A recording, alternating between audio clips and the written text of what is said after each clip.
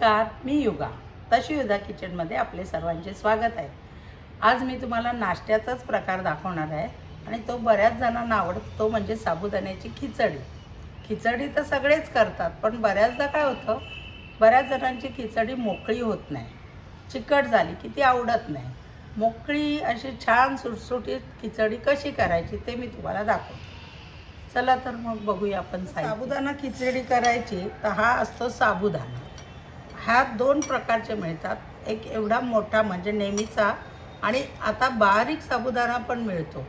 बारीक साबुदाणा तुमचा 2 तासात भिजून करता येतो. हा जर तुम्हाला मोकळी छान हवी तर हा 3 वेळा स्वच्छ धुवायचा आणि मग एवढं 1.5 पेर आपलं पोट असतं एवढं पाणी घालून रात्रभर भिजत ठेवायचा, जर तुम्हाला सकाळी खिचडी करायची असेल तर. आणि मग सकाळी उठल्यावर पाणी उपसून थोडा वेळ परत चमचाने हलवून ती मोकळी अशी साबुदाणा भिजतो. तर आता ही मी धुवून भिजवते, पुढची प्रोसेस दाखवते. साबुदाण्याची खिचडी करण्यासाठी लागणारं साहित्य म्हणजे हा साबुदाणा मी रात्रभर भिजवला आणि तो भिजल्यावर असा मोकळा सुटसुटीत झाला पाहिजे, म्हणजे ती आपली खिचडी फडफडीत होते. हे मी सैंधव मीठ घेतले. तुम्ही जर समुद्र मीठ खात असाल तर ते घ्यायला हरकत नाही. मी खिचडीला मिरची आणि जिरं वाटून घेतलेलं आहे. त्याच्यानंतर हा दाण्याचा कूट घेतला, लिंबू घेतलाय, तूप घेतले, साखर घेतलाय आणि जिरे. आता तुम्हाला बटाटा आवडत असेल तर बटाटा घातला खिचडीत तरी चालतो, नको असेल प्लेन खिचडी, कोणी कोणी कोथिंबीर घालत असेल तर कोथिंबीर घेऊ शकता. आता कशी करतात ती पाहूया. आता पहिल्यांदा मी खिचडी करण्यासाठी कढई तापत ठेवली. त्याच्यात तूप घालते 1 चमचा.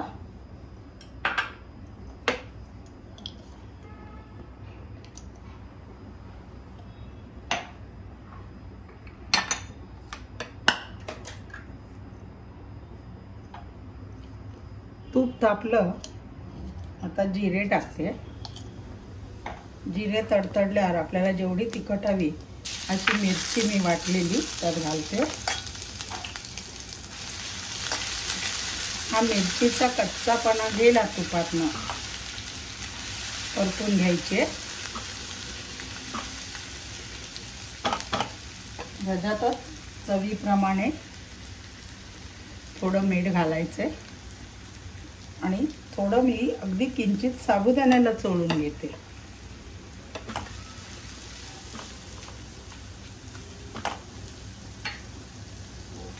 ते भाजेपर्यंत काय करते, हा साबुदाण्यात हे मी दाण्याचा कूट घेऊन मिक्स केलाय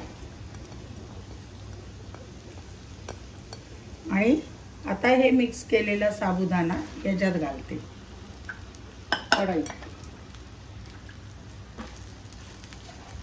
मीठ आधीच घातल्यामुळे आता मीठ घालायचं नाही. आता ह्याला छानसं परतून घेते आणि गॅस मंद करून शिजेपर्यंत झाकण ठेवते.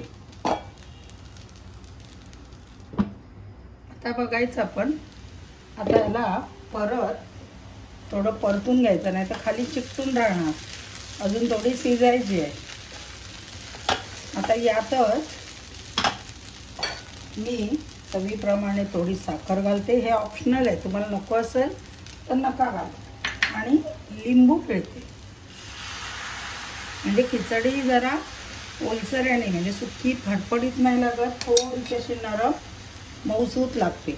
आणि आता ही लिंबू साखर विरघळेपर्यंत परत मंद गॅस ठेवून एक वाफ काढून घेते. मधून त्याला असं हलवायचं नाही तर खाली साबुदाणा कधी कधी चिकटू शकतो खिचडी कढईत. परत झाकण काढून मंद गॅस करून वाफ काढायची. आता आपण बघूया, आपली खिचडी तयार झाली. हे बघा किती मस्त मोकळी फडफडीत खिचडी झालेली आहे. आपली खिचडी रेडी आहे. मी कशी सर्व करतात ती दाखव. बघा आपली खिचडी कशी मोकळी आणि फडफडीत झालेली आहे. आता काय करायचं, सर्व करताना आपण डिशमध्ये आधी काढून घ्यायची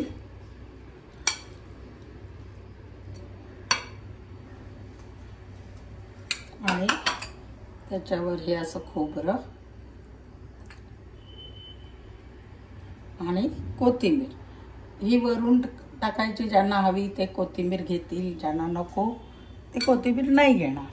आणि अशा प्रकारे आपली ही खिचडी